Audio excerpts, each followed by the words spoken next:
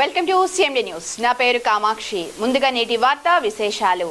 తన సొంత విషయంలో అనవసరంగా కూటమి ప్రభుత్వాన్ని నిందించడం నిరాధారమైనదని చిత్తూరు జనసేన POC ప్రముఖ న్యాయవాది ఆర్ఎని కవిత ఆరోపించారు. మంగళవారం చిత్తూరు ప్రెస్ క్లబ్ లో ఏర్పాటు చేసిన విలేకరుల సమావేశంలో ఆమె మాట్లాడుతూ గత కొన్ని సంవత్సరాలుగా తనకు తన మాజీ భర్తకు మధ్య విభేదాలు ఉన్నాయని, అయితే దాన్ని ఆసరాగా తీసుకుని తమ పార్టీలో ఉన్న ఒక 5 వ్యక్తులు కుట్ర పన్ని అనవసరపు ఆరోపణలు చేస్తున్నారని, దీని వెనుక ఎవరున్నా పోలీసులు అధికారులు వారిపై చర్యలు తీసుకుని తనకు రక్షణగా నిలవాలని ఆమె కోరారు.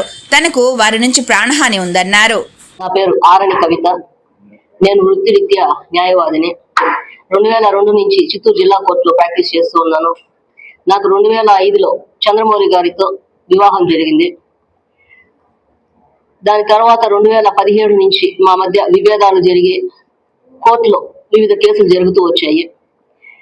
దాని తర్వాత 2024లో మాకు విడాకులు కూడా జరిగింది. నేను ఈరోజు ప్రెస్ మీట్కి రావడానికి కారణం ఏమి అంటే, ఈరోజు ఉదయం ఏదో ఆంధ్రప్రభ పేపర్లో నా గురించి ఒక ఆర్టికల్ వచ్చింది. దానికి ఎక్స్ప్లెనేషన్ ఇవ్వడానికి వచ్చా. ఆ సదరు ఫాతిమా ఎవరు ఏమి అనే దాని గురించి. మీకు అందరికీ తెలిసిన విషయమే, 2023 అక్టోబర్లో సదరు చంద్రమౌళి గారు, వర్ష, వాళ్ళ అనుచరులు కలిసి మా అన్న కుమారుడిని 2 టౌన్ పోలీస్ స్టేషన్ లోపల నుంచి కిడ్నాప్ చేసుకొని పోయి ఫారెస్ట్ లో కొట్టి పడేసి, ఆ రోజు kidnap case, attempt murder case జరిగాయి. ఆ విషయంలో చంద్రమౌళి గారికి, వర్ష గారికి, మిగిలిన వారికి అరెస్ట్ వారెంట్లు జారీ చేయడం జరిగింది.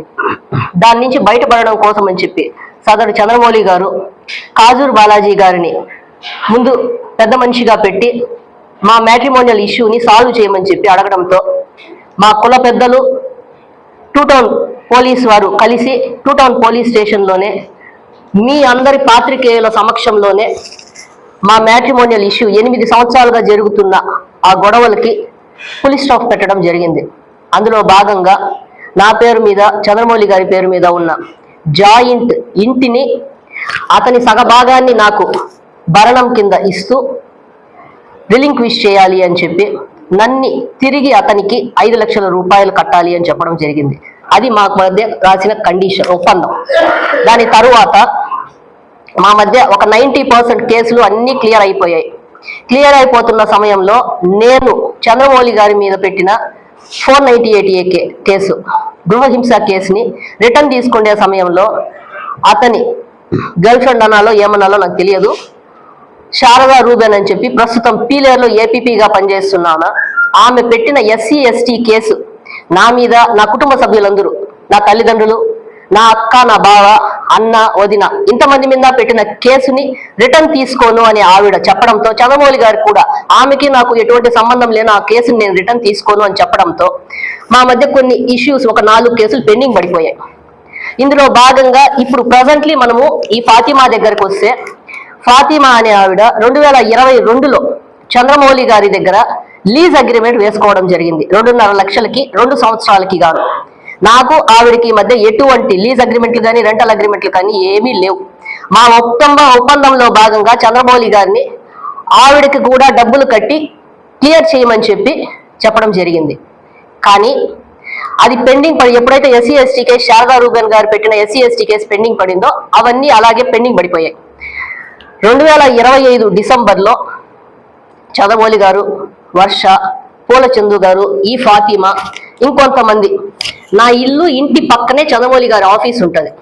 ఆ ఆఫీస్లో 1.5 గంట సేపు మంతనాలు జరిపి నా ఇంటికి అమర్చిన CC ఫుటేజెస్ను పగలగొట్టి, ఆ రోజు సాయంత్రం చంద్రమౌళి గారు నా గొంతు పట్టుకొని నన్ను చంపే ప్రయత్నం చేశాడు. నేను, మా అన్న కొడుకు, ఆ ఫాతిమా, వాళ్ళ కొడుకు అందరూ స్టేషన్ దగ్గరికి వెళ్ళాము. మా అన్న కొడుకుని ASI గారు పేపర్ ఇచ్చి రాయమని చెప్పారు, కంప్లైంట్ రాసి బొమ్మ అనేసి. ఈ లోపల వెనక నుంచి ఆ ఫాతిమా వాళ్ళ కొడుకు వచ్చి, మేము కూడా కంప్లైంట్ ఇస్తాను, రిసీవ్ చేసుకోండి అనేసి అన్నారు. ఏమిస్తావు నువ్వు కంప్లైంట్ అంటే, నా కూతుర్ని రేప్ చేశాడు ఇడు అనేసి చెప్పి కంప్లైంట్ ఇస్తాను అన్నారు. నాకు అక్కడ ఒక్క నిమిషం షాక్ అనమాట. ఏమిది చిన్న విషయం, ఇది జరుగుతా ఉంటే కూతుర్ని రేప్ చేశారని చెప్పి కంప్లైంట్ ఇస్తాదా అనేసి. సరే, నేను ఇమీడియట్ గా MLA వాళ్ళ PF కాల్ చేశా.